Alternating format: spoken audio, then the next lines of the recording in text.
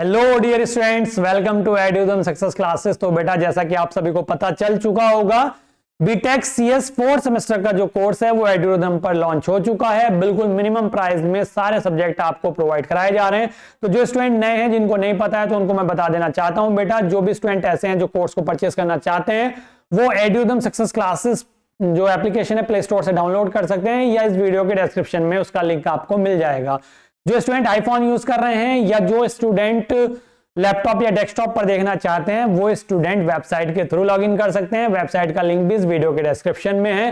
तो बेटा इसी सीरीज में अगर मैं आपसे बोलूं तो यहां पर जो आपका बीटेक सीएस 4 सेमेस्टर का जो कोर्स है, इसमें एक सब्जेक्ट चलता है जो एक अच्छा सब्जेक्ट माना जाता है। अगर आप अपने सीनियर से पता करेंगे तो इस सब्जेक्ट के बारे में वो आपको थोड़ा सा डराने की भी कोशिश करेंगे। मतलब डराने क्या, वो एक्चुअलिटीज की जो है, एक्चुअल में जो है जिस सब्जेक्ट का, वो बताएंगे। लेकिन आपको अब टेंशन नहीं लेनी है, क्योंकि ये सब्जेक्ट मैं खुद आपको यहां पर पढ़ाने वाला हूं। सब्जेक्ट का नाम है theory of automata and formal language, जिसे शॉर्ट में टफल या थ्योरी ऑफ कंप्यूटेशन, जिसे टीओसी, पहले इसको टीओसी के नाम से जाना जाता था। पहले स्टूडेंट जो है टीओसी के नाम से पढ़ते थे, लेकिन इसका नाम चेंज करके फिर theory of automata and formal language, जिसे टफल शॉर्ट में एक्चुअल में बोल देते हैं, जिसका कोड है बेटा BCS 402। सीएस 4th सेमेस्टर में पढ़ने वाले हैं सब्जेक्ट आप इस बार, और ये यहां पर एड्यूजम पर मैं आपको पढ़ाने वाला हूं बिल्कुल इजी। ये सब्जेक्ट एक, जैसा अगर मैं बोलूं, आपने अगर डिजिटल इलेक्ट्रॉनिक्स पढ़ा होगा तो पूरा लॉजिकल सब्जेक्ट था। उस सब्जेक्ट को लेके स्टूडेंट, काफी सारे स्टूडेंट परेशान रहते थे। तो जिस तरीके से डिजिटल इलेक्ट्रॉनिक्स बिल्कुल इजी बना दिया था, उसी तरीके से बिल्कुल इजी लैंग्वेज में बिल्कुल आराम से एंजॉय करते हुए पढ़ेंगे। और इसमें जितने भी टाइप के हमारे डीएफए से रिलेटेड या जो भी जितने भी हमारे न्यूमेरिकल्स हैं, इसमें सारे न्यूमेरिकल को बहुत अच्छे से, बहुत इजी लैंग्वेज में समझते हुए चलेंगे। देखिएगा, आपको बहुत इंटरेस्ट आएगा इस सब्जेक्ट में। हालांकि सब्जेक्ट थोड़ा सा टफ की कैटेगरी में आता है सीएस वाले स्टूडेंट के लिए, लेकिन मेरा मानना यह है कि टफ कुछ नहीं होता। वही आपका मानना होना चाहिए कि टफ कुछ नहीं होता। जो चीज हमें आती है वो हमारे लिए इजी है, जो नहीं आती है वो हमें टफ लगती है, ठीक है। लेकिन ये चीज, ये सब्जेक्ट मैं बिल्कुल इजी बनाने वाला हूं आपके लिए, बिल्कुल इजी लैंग्वेज में। जिस तरीके से इलेक्ट्रॉनिक्स पढ़ाता हूं, बिल्कुल इजी लैंग्वेज में, बहुत आराम से, बहुत अच्छे से करते हुए चलेंगे। और मैं गारंटी के साथ यहां पर कह सकता हूं, जो स्टूडेंट पढ़ेगा वो बाद में ये जरूर कहेगा कि सर ये सब्जेक्ट तो बहुत ईजी है। हालांकि अपने सीनियर से आप पता करेंगे तो इस सब्जेक्ट के बारे में वो बता देंगे कि सब्जेक्ट का लेवल एक्चुअल में क्या है। यूनिट नंबर 1, जैसा कि आज इसका सिलेबस डिस्कस कर लेते हैं, क्या क्या सिलेबस है, क्या क्या हम इस सब्जेक्ट में पढ़ने वाले हैं। बिल्कुल एकदम सेपरेट सब्जेक्ट आपको लगेगा। बस आपने एक सब्जेक्ट पढ़ा होगा DSTL के नाम से 3rd सेमेस्टर में। DSTL जो डिस्क्रीट आपने पढ़ा है, डिस्क्रीट मैथमेटिक्स भी उसको शॉर्ट में बोल देते हैं, तो उस सब्जेक्ट से थोड़ा सा कहीं ना कहीं रिलेट करेगा। उसकी कुछ प्रॉपर्टीज हम यहाँ पर यूज कर रहे होंगे सब्जेक्ट में, यूनियन वगैरह से रिलेटेड, सेट थ्योरी से अगर मैं बोलूं, मेनली सेट थ्योरी से रिलेटेड थोड़ी सी प्रॉपर्टी हम अपने यहाँ पर, जो क्वेश्चंस होंगे, जो एग्जांपल्स हम यहाँ पर देखेंगे, न्यूमेरिकल टाइप जो हम देखेंगे वहां पर यूज कर रहे होंगे, तो उससे थोड़ा सा रिलेट करेगा, वरना पूरा सब्जेक्ट सेपरेट हो जाता है, ठीक है। कोडिंग नहीं है सब्जेक्ट में, प्रोग्रामिंग नहीं है सब्जेक्ट में, लेकिन लैंग्वेज है। लैंग्वेज कैसी है? रेगुलर लैंग्वेज है। क्या है रेगुलर एक्सप्रेशन, क्या होती है रेगुलर लैंग्वेज, किस तरीके से हम अपना ऑटोमेटा या कोई मशीन किस तरीके से डिजाइन करते हैं, क्या उस मशीन को डिजाइन करने का पर्पस है, वो सारी चीजें बहुत अच्छे से समझते हुए चलेंगे। बिल्कुल बेसिक से लेके चलूंगा इस सब्जेक्ट को, बहुत बेसिक से एडवांस, और बिल्कुल मजा आने वाला है सब्जेक्ट को पढ़ते हुए। हाँ, ये चीज मैं बता देना चाहता हूं, अब तक जितने सब्जेक्ट पढ़े उनसे सेपरेट ही चलेगा ये सब्जेक्ट। मतलब सेपरेट चलेगा, मतलब रिलेट नहीं करेगा उन सब्जेक्ट से। ये वाला सब्जेक्ट बस डिस्क्रीट से थोड़ा सा रिलेट करेगा। हर सब्जेक्ट की तरह 5 यूनिट, इसमें भी 5 यूनिट है। पहली यूनिट में बोलूं तो सिलेबस अगर आप देखेंगे एक बार में सारा सिलेबस, तो थोड़ा सा लेंथी लगेगा, ठीक है। इतने टाइप के क्वेश्चन करा दूंगा कि एग्जाम में प्रीवियस ईयर के क्वेश्चन पेपर से भी क्वेश्चन उठा के सारे क्वेश्चन कराने वाला हूं। एग्जाम में किसी भी तरीके से क्वेश्चन दे दे, घुमा के डीएफए का करके आएंगे आप 100%। एग्जाम में कोई सा भी क्वेश्चन दे, आपको लगेगा क्वेश्चन पेपर में, एग्जाम में जब जाएंगे, कि सारे क्वेश्चंस आपको वहां पर लगेगा कि आपको ये तो सारे आते हैं। तो इसमें से आपको खुद चूज करना, वहां पर प्रॉब्लम क्रिएट होगी कि किस तरीके से कौन सा चूज करें, कौन सा करें, क्योंकि सारे आते हैं। यूनिट नंबर 1 में क्या करना है? Basic concepts of automata theory. Automata theory का बेसिक यहां पर जानेंगे। थ्योरी इसमें प्रॉपर देता चलूंगा, लेकिन थ्योरी थोड़ा सा इस सब्जेक्ट में अगर मैं बोलूं यहां पर कमी है as compare to numerical part या एग्जाम्पल, या जो हम इस तरह पे इसमें जो क्वेश्चंस एक्चुअल में करेंगे वो उनसे रिलेट अगर करें तो थ्योरी थोड़ी सी कम हो जाती है, लेकिन थ्योरी पूरी प्रॉपर देता हुआ चलूंगा, ठीक है।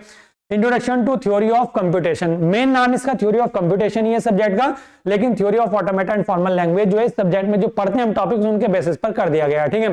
तो क्या है? Introduction to theory of computation या ऑटोमेटा, ठीक है। इसको पढ़ेंगे अच्छे से, क्या है इसका इंट्रोडक्शन, किस तरीके से, क्या है एक्चुअल में ऑटोमेटा, क्या होता है कंप्यूटेशन, थ्योरी ऑफ कंप्यूटेशन क्या है, इसको पढ़ेंगे आराम से। कंप्यूटेबिलिटी एंड कॉम्प्लेक्सिटी कितनी है इसकी, किस तरीके से हम कंप्यूट करते हैं, कॉम्प्लेक्स कॉम्प्लेक्सिटी लेवल कितना है, क्या है अल्फाबेट्स। कुछ टर्मिनोलॉजीज हैं इसमें जो एग्जाम में 2 मार्क्स में पूछी जाती है कि अल्फाबेट क्या होते हैं। जैसे आप कोई प्रोग्रामिंग पढ़ते हैं, प्रोग्रामिंग वाला सब्जेक्ट पढ़ते हैं, तो उसमें कुछ टर्मिनोलॉजी तुम यूज करते हो, वैसे सेम यहाँ पर भी कुछ टर्मिनोलॉजी। जैसे अगर मैं बोलूं अल्फाबेट, अगर मैं बोलूं नॉर्मली तो आप जानते हैं एबीसीडी को अल्फाबेट कहते हैं, लेकिन यहाँ पर किसको हम अल्फाबेट बोलते हैं, सिंबल्स हमारे क्या होते हैं, यहाँ पर स्ट्रिंग्स क्या होते हैं, फॉर्मल लैंग्वेजेस एक्चुअल में क्या है, ये सारी जो टर्मिनोलॉजी यहाँ पर तो फर्स्ट यूनिट में इनकी टर्मिनोलॉजी देखेंगे, लेकिन बाद में फॉर्मल लैंग्वेज को हम डिटेल में ही पढ़ने वाले हैं। रेगुलर हमारे ग्रामर एक्चुअल में क्या है, ग्रामर आप बात करेंगे तो ग्रामर वाला इंग्लिश वाला ग्रामर तो नहीं ग्रामर नहीं है, वाला नहीं है, लेकिन इसमें क्या ग्रामर है, इसकी जो हमारी जो हमारी लैंग्वेज है, जो रेगुलर लैंग्वेज हम यूज करेंगे पढ़ेंगे, उसको रिप्रेजेंट करने के लिए जो ग्रामर यूज करते हैं, तो वो क्या है ग्रामर, वो भी आने वाली यूनिट में सब अच्छे से देखेंगे। मेन टॉपिक जो स्टार्ट होता है यहाँ पर डिटर्मिनिस्टिक फाइनाइट ऑटोमेटा, जिसे शॉर्ट में डीएफए बोल देते हैं। इस पर बेस्ड आपका क्वेश्चन आएगा एग्जाम में, 100% आएगा। किस तरह का क्वेश्चन आएगा, कितने टाइप के क्वेश्चन, सब टाइप देखेंगे। डेफिनेशन हो सकता है, रिप्रेजेंटेशन किस तरीके से रिप्रेजेंट करते हैं, क्वेश्चन बनेगा इस तरीके का, ठीक है। Acceptability of a string and language, मतलब लैंग्वेज जब हम अगली यूनिट में पढ़ रहे होंगे तो उससे भी डीएफए डिजाइन कर रहे होंगे, ठीक है। कोई स्ट्रिंग दे रखा होगा मैं, उससे भी हम डिजाइन कर रहे होंगे डीएफए को, तो कौन से स्ट्रिंग को एक्सेप्ट कर रहा है नहीं कर रहा, तो वो एक्सेप्टेबिलिटी हमारे स्ट्रिंग की और लैंग्वेज की क्या है, क्या वो एक्सेप्ट हो रहा है या नहीं हो रहा है, एक्सेप्टेबल बनाना है डीएफए तो किस तरीके से डिजाइन करेंगे। अगर मिनिमाइजेशन करना है, या हम स्टार्टिंग से जो पढ़ेंगे वो मिनिमाइजेशन के साथ में ही पढ़ेंगे, ठीक है। मिनिमम जो हमारा शॉर्टेस्ट होगा उसको हम बनाएंगे यहाँ पर, फिर उसके बाद डीएफए को बनाना अच्छे से सीख लेंगे किसी भी टाइप का। फिर उसके बाद आएगा हमारा एनएफए, जिसे हम बोल देते हैं शॉर्ट में, जिसका नेम है नॉन डिटर्मिनिस्टिक फाइनाइट ऑटोमेटा। तो डिटर्मिनिस्टिक क्या होता है, नॉन डिटर्मिनिस्टिक क्या होता है, ये अच्छे से कवर करते हुए चलेंगे। दोनों में किस तरीके से हम हमारा जो एनएफए है उसको डीएफए में किस तरीके से कन्वर्ट कर सकते हैं, वो भी हम चीज देखेंगे। कन्वर्जन भी यहाँ पर पढ़ेंगे। Equivalence of DFA and NFA, यहाँ पर इक्विवेलेंस में भी वही बात हो रही है कि क्या दोनों में कितनी इक्वालिटी है, क्या हम एनएफए से डीएफए बना सकते हैं, या डीएफए से क्या हम एनएफए बना सकते हैं, या मिनिमाइज डीएफए एक्चुअल में क्या होता है, ठीक है। वो सारी चीजें जो प्रॉपर्टी हैं, जो जितनी भी प्रोबेबिलिटी है, सारी देखेंगे। सारे तरह के क्वेश्चन, इतने क्वेश्चंस करा दूंगा कि एग्जाम में आपको हो ना हो कहीं उन्हीं में से कोई क्वेश्चन डायरेक्ट ना देखने को मिल जाए। एनएफए विद एप्सिलॉन, या इसे हम क्या बोल देते हैं, नल ट्रांजिशन भी बोल देते हैं। एप्सिलॉन ट्रांजिशन या नल ट्रांजिशन के नाम से भी इसको जाना जाता है। तो नल ट्रांजिशन एक्चुअल में क्या होता है, एनएफए विद नल ट्रांजिशन यहाँ पर देखेंगे। Equivalence of NFA with and without null transition या एप्सिलॉन ट्रांजिशन क्या है वो देखेंगे। फिर फाइनाइट ऑटोमेटा विद आउटपुट, यहाँ पर 2 तरह की मशीन पढ़ेंगे। अगर आपने डिजिटल पढ़ा है तो वहां पर भी थोड़ा सा नाम इनका सुना होगा, मूरे मशीन एंड मिले मशीन। अगर आपने डिजिटल इलेक्ट्रॉनिक्स पढ़ा है तो वहां पर भी आपने मूरे मशीन और मिले मशीन देखी होगी, थोड़ा सा पार्ट था उसमें, लेकिन यहाँ पर थोड़ा सा डीप जाएंगे हम। मूरे मशीन क्या है, मिले मशीन क्या है, कब ये मशीन आई, इन्होंने मूरे एक्चुअल में साइंटिस्ट का नाम है मिले भी, तो इन्होंने जब अपनी मशीन दी, अपने मॉडल दिए, ये हम जो बना रहे हैं डीएफए, ये भी तो एक मशीन ही है जो क्या करे, किसी ना किसी प्रॉब्लम को सॉल्व कर रही है हमारी, ठीक है। वही चीज यहाँ पर है, ये मूरे ने भी फिर उससे रिलेट करके अपना डीएफए दिया या मशीन दी, एक मिले ने भी इस तरीके से मशीन दी। कौन सी एडवांस है, क्या दोनों की प्रॉपर्टी सेम है, दोनों की पावर सेम है, क्या दोनों सेम वर्क करती हैं, अगर दोनों सेम वर्क करती है तो कौन सी एडवांस है, किसमें चीजें बेटर मिलेंगी, किसमें थोड़ा सा कम बेटर होंगी, कंपेयर करेंगे इनको। वही चीज यहाँ पर दे दी है इन्होंने, इक्विवेलेंस ऑफ मूरे एंड मिले मशीन। फिर उसके बाद है मिनिमाइजेशन ऑफ फाइनाइट ऑटोमेटा, जो हमारा फाइनाइट ऑटोमेटा उसका मिनिमाइजेशन, मेनली हमें किसका मिनिमाइजेशन करना है, डीएफए का मिनिमाइजेशन करना है। एनएफए हमारा नहीं होता कुछ भी, एनएफए से भी पहले फिर डीएफए हमें बनाना होता है, फिर उसी को मिनिमाइज करना होता है, ठीक है। तो ये जो हमारा एनएफए है, एनएफए अगर मैं बोलूँ तो वाइड वर्जन है उसका, अगर मैं बोलूँ मिनिमाइज्ड वर्जन जो है हमारा डीएफए, और अगर हमें एनएफए है उसको अगर हमें मिनिमाइज करना है तो पहले डीएफए बनाना पड़ेगा। तो ओवरऑल अगर हम देखें तो मिनिमाइजेशन ऑफ फाइनाइट ऑटोमेटा में क्या हो रहा है, एक्चुअल में डीएफए का ही मिनिमाइजेशन होता है, तो वो देखेंगे। मूरे मशीन और मिले मशीन का कन्वर्जन हम यहाँ पर देखेंगे एक दूसरे में, किस तरीके से मूरे मशीन से मिले मशीन डिजाइन करी जा सकती है, किस तरीके से मिले से मूरे डिजाइन करी जा सकती है, किसमें स्टेट्स बढ़ती हैं, किसमें स्टेट्स घटती हैं, किसमें इक्वल रहती हैं, वो सारी चीजें बहुत अच्छे से समझने वाले हैं। पहली यूनिट इस सब्जेक्ट की पूरी जान है, और बिल्कुल बेसिक से बेसिक लेवल से बहुत अच्छे से, बहुत मतलब ज्यादा लेंदी लेक्चर नहीं दूंगा, छोटे छोटे लेक्चर के साथ में, और मल्टीपल लेक्चर्स में प्रोवाइड कराऊंगा यहाँ पर आपको, और मल्टीपल क्वेश्चन कराऊंगा, ठीक है।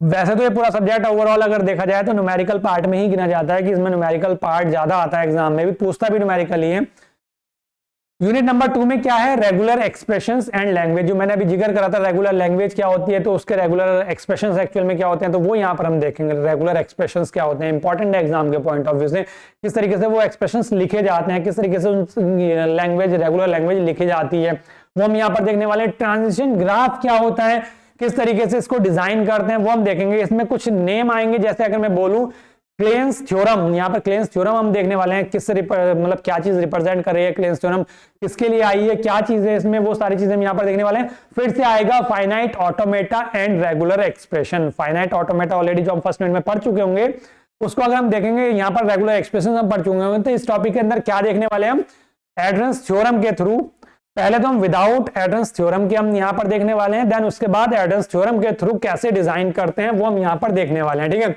Algebraic method using adherence theorem यहाँ पर देखने वाले हैं, मतलब इसमें हम एक तो क्लेन्स थ्योरम यहाँ पर देखने वाले हैं, फिर एड्रेंस थ्योरम हम यहाँ पर देखने वाले हैं, regular and non regular language यहाँ पर समझने वाले हैं क्या है, फिर इनकी क्लोजर प्रॉपर्टीज हम देखने वाले हैं, closure property of regular languages क्या है, डिफरेंट टाइप की प्रॉपर्टीज हम सब कुछ देखेंगे यहाँ पर। फिर इसके बाद पिजन होल प्रिंसिपल आता है, एक पिजन होल प्रिंसिपल। अब आप ये कहेंगे कि सर ये पिजन होल प्रिंसिपल क्या है, किस तरीके का है, तो मेनली ऐसे अगर मैं बोलूं तो ये है कि एक तरफ कुछ पिजन्स होंगे यहाँ पर, जैसे मैं P1 P2 P3 से रिप्रेजेंट कर दूं, और यहाँ पर होल्स केवल 2 ही हैं, तो हम क्या करेंगे, ये पिजन इस होल में चला जाएगा, ये दोनों इसमें चले जाएंगे। तो ऐसा कुछ है नहीं पिजन होल प्रिंसिपल में, लेकिन इसका यूज बहुत अच्छा खासा है, ठीक है। अगर मैं बात करूं इसका जो यूज है वो बहुत अच्छा खासा है, लेकिन इस प्रिंसिपल में ऐसा कुछ है नहीं ज्यादा।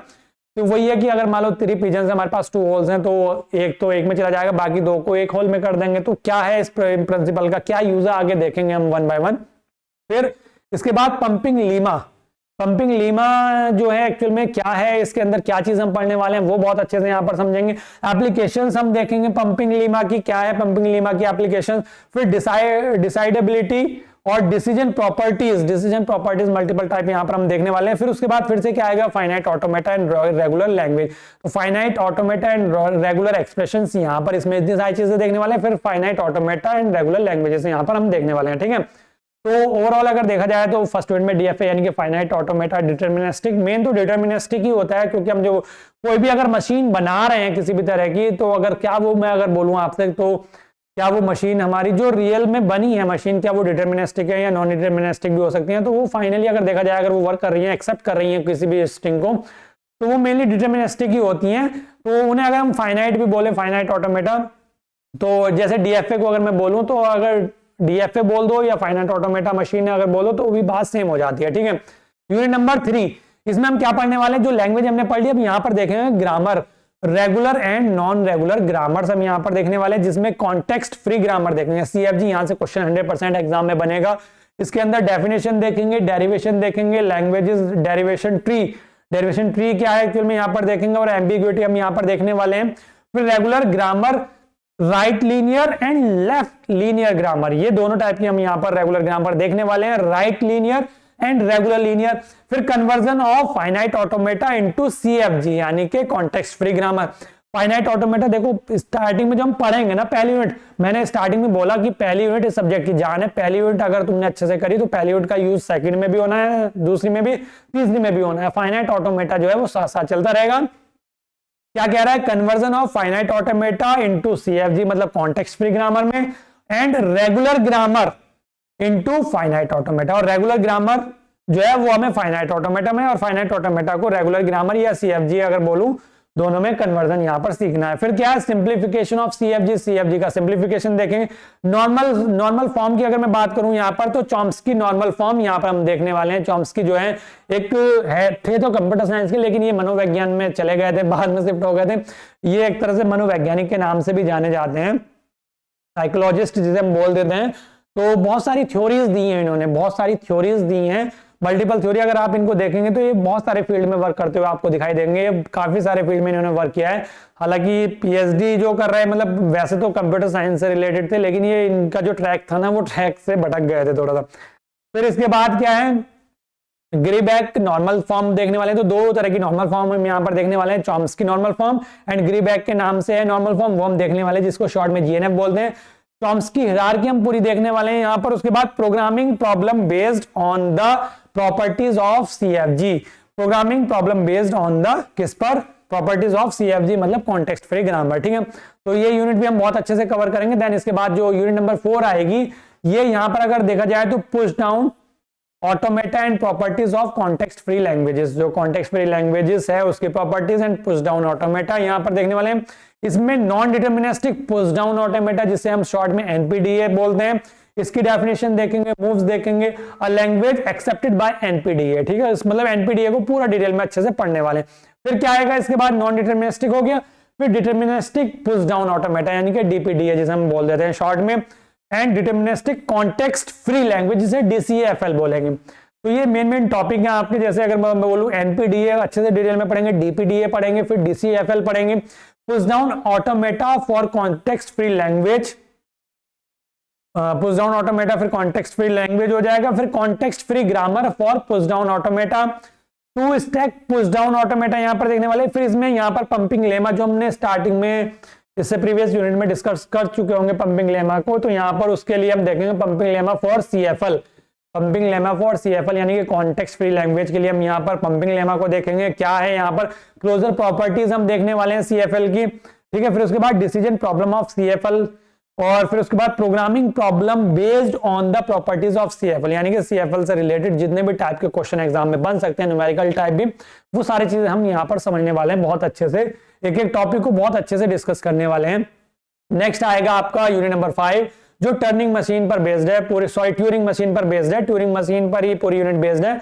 तो इसमें हमें ट्यूरिंग मशीन अच्छे से डिस्कस करनी है, Turing machine and recursive function theory जिसका नेम है यूनिट का। अगर मैं बोलूं तो यहाँ पर बेसिक ट्यूरिंग मशीन हम देखने वाले हैं, उसका मॉडल, फिर रिप्रेजेंटेशन ऑफ ट्यूरिंग मशीन हम यहाँ पर देखने वाले हैं, फिर language acceptability of Turing machine यहाँ पर देखेंगे, फिर techniques of Turing machine construction देखेंगे। तो ट्यूरिंग मशीन को कंस्ट्रक्ट करने के लिए जो टेक्निक्स है यहाँ पर, modification of Turing machine, modification हम देखने वाले हैं ट्यूरिंग मशीन के। तो कुल मिलाकर इस यूनिट में जो ओवरऑल डिस्कस करना है वो ट्यूरिंग मशीन को डिटेल में पढ़ना है बहुत अच्छे से। फिर Turing machine as computer of integer function यहाँ पर देखने वाले हैं। फिर यूनिवर्सल ट्यूरिंग मशीन, क्या है यूनिवर्सल ट्यूरिंग मशीन, वो हम देखने वाले हैं। लीनियर बाउंडेड ऑटोमेटा यहाँ पर देखेंगे, फिर चर्च थीसिस देखेंगे यहाँ पर, फिर रिकर्सिव एंड रिकर्सिवली एन्यूमरेबल लैंग्वेज यहाँ पर देखने वाले हैं। फिर हॉल्टिंग प्रॉब्लम, क्या होता है हॉल्ट, वो चीज यहाँ पर हम देखने वाले हैं, उससे रिलेटेड जो प्रॉब्लम है वो देखेंगे। पोस्ट कोरस्पोंडेंस प्रॉब्लम यहाँ पर देखेंगे, फिर introduction to recursive function theory, और इस टॉपिक के बाद हम इस सब्जेक्ट को एंड कर रहे होंगे। तो ओवरऑल अगर बात करूं इस सब्जेक्ट की किस तरह का सब्जेक्ट है, तो थोड़ा सा एक अच्छे लेवल का सब्जेक्ट माना जाता है, तो इसीलिए मैंने खुद इस सब्जेक्ट को पकड़ लिया है, क्योंकि चैलेंज को एक्सेप्ट करना मेरी एक हॉबी भी मैं कह सकता हूं कि मैं कुछ चैलेंजेस को क्या है एक्सेप्ट करने की कोशिश करता हूं और उन्हें अचीव भी करने की कोशिश करता हूं, और मोस्टली मैं सक्सेस भी पा लेता हूं उसमें। लेकिन देखते हैं सब्जेक्ट में कितना हम कर पाते हैं और किस तरीके से सब्जेक्ट को करेंगे बेटा। तो तैयार हो जाइएगा इस सब्जेक्ट के लिए बहुत अच्छे से, एक एक टॉपिक को इजी लैंग्वेज में जरूर लगा दूं यहाँ पर, इजी लैंग्वेज में अच्छे से एक एक टॉपिक को समझने के लिए। तो बेटा आज की वीडियो में सिलेबस हमने डिस्कस कर लिया है, क्योंकि सिलेबस अच्छा खासा वाइड है, तो बस जल्दी मैं स्टार्ट करूंगा इस सब्जेक्ट को और जल्दी आपको वीडियोस मिलने स्टार्ट हो जाएंगे। डिटेल में पूरा सब्जेक्ट पढ़ना है तो आप प्ले स्टोर से एप्लीकेशन डाउनलोड कर लीजिएगा और CS 4th सेमेस्टर का जो सब्जेक्ट कोर्स है उसको परचेस कर लीजिएगा।